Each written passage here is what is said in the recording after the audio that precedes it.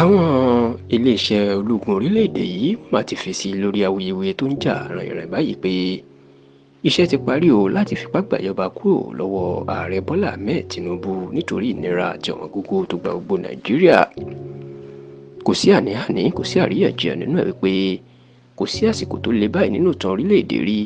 Bẹ́ẹ̀ ni nǹkan ò wọ́n kára máa ní àwọn èèyàn tó báyìí lábẹ́ ìjọba kan rí gẹ́gẹ́ bó ṣe ń ṣẹlẹ̀ lábẹ́ ààrẹ Bọ́lá Ahmed Tinubu yìí, pàápàá látàrí bó ṣe yọ owó ìrànwọ́ kúrò lórí epo bẹntiróòlù yun sọ́bsidì.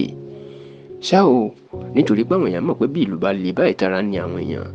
àwọn ológun sábà máa ń fipá gbàjọba. Wọ́n mà láwọn alágbára kan tí ń bá àwọn ológun sọ̀rọ̀ láti fipá gbàjọba. Ṣùgbọ́n gẹ́gẹ́ bí tẹlifíṣàn Yorùbá Tòótọ́ ṣe gbé jáde tẹ́lẹ̀, ọ̀gá iléeṣẹ́ ààbò orílẹ̀-èdè yìí ìyẹn Chief of Defence Staff Ọ̀gágun Christopher Musa ó ti ní kò sí nǹkan tó lè mú àwọn gba ìjọba lọ́wọ́ Tinubu láéláé nítorí pé democracy tá à ń lò lórílẹ̀-èdè yìí òun ló dára jù àti pé àwọn ọmọ Nàìjíríà wọ́n ń gbádùn ẹ̀. Ṣùgbọ́n ṣá o, níṣe ni ìròyìn máa jáde lójijì wípé wọ́n ti àwọn ọ̀gá kan nínú àwọn sójà wọ́n ti pàṣẹ fáwọn kan tó já ọmọọṣẹ́ lábẹ́ wọn wípé bó tilẹ̀ jẹ́ pé àwọn kò lè gbàbọ̀dè nítorí pé Tinubu ń ṣàwọn, ṣùgbọ́n káwọn náà gbé ìgbésẹ̀ kan gba ìjọba náà lọ́wọ́ Tinubu.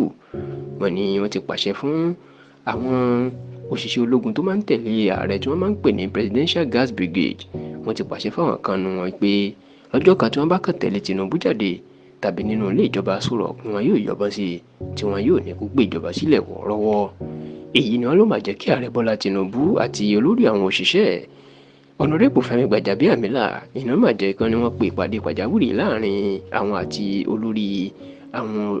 ẹ̀ṣọ́ ológun ààrẹ tó máa ń ṣọ́ Tinubu, ìyún Commander of the Presidential Guard Brigade Ọ̀gágun Adébísí Ọ̀nàsànyà. Wọ́n ní Tinubu àti Gbajabiamila bá ọkùnrin náà sọ̀rọ̀ lédè Yorùbá pé kó rántí pé ọmọ Yorùbá lòun o, kó má ṣe gbàbọ̀dè, kó má ṣe jẹ́ kán lò láti fipá gbàjọba lọ́wọ́ ọmọ yẹ́ ẹ̀. Tí wọ́n sì ní wọ́n tó jẹ́ kó di mọ̀ fún Ọ̀gágun Adébísí Ọ̀nàsànyà pé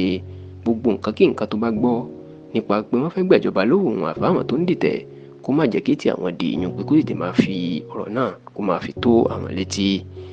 Nígbà tí ọ̀rọ̀ yìí ti ń jà rìnrìn tó ti ń rìn káàkiri orí ẹ̀rọ ayélujára tó sì jẹ́ pé ìbẹ̀rùbojo ti fẹ́ máa mú ọ̀pọ̀ èèyàn nílé iṣẹ́ ààrẹ àtàwọn alátìlẹyìn ààrẹ Bọ́lá Ahmed Tinubu, níṣe mà ní iléeṣẹ́ ológun orílẹ̀-èdè yìí ni wọ́n lọ gbé ìròyìn náà, wọ́n lọ gbé sórí ẹ̀rọ ayélujára wọn tí wọ́n sì fi àmì síbẹ̀ pé ìròyìn ẹlẹ́jẹ̀ ni nítorí pé kò sí nínú èròǹgbà wọn láti gbàjọba rárá lọ́wọ́ ààrẹ Bọ́lá Tinubu. Ṣá o, bó tilẹ̀ jẹ́ pé àwọn ológun wọn ti sọ̀rọ̀ lórí ìpàdé tí wọ́n ní ààrẹ Bọ́lá Tinubu àti Gbajabiamila bá Ọ̀gágun Adébísí Ọ̀nàsànyà tó jẹ́ olórí àwọn ẹ̀ṣọ́ ogun tó ń ṣọ́ Tinubu ìyẹn Commander of the Presidential Guard Brigade, bó tilẹ̀ pé ó ti bẹnu àtẹ́ ìròyìn náà pé ìròyìn ẹlẹ́jẹ̀ ni pé kò sí irú ìpàdé bẹ́ẹ̀ tó wáyé. Ṣùgbọ́n táwọn ọmọ Yorùbá kan sọ fún Tinubu pé tó bá ń sùn kó má sùn àsùn péye o, kó sì máa ṣe ọ̀rọ̀ rẹ̀ ní ojú alákànfin sọrí nítorí pé ìròyìn ìdìtẹ̀-gbàjọba tó wá ń jáde léraléra lẹ́nu ọjọ́ mẹ́ta yìí nǹkan kan wà nídìí ẹ̀ àti pé ó ṣeé ṣe kó jẹ́ káwọn kan máa gbèrò ìbàjẹ́ lábẹ́lẹ̀.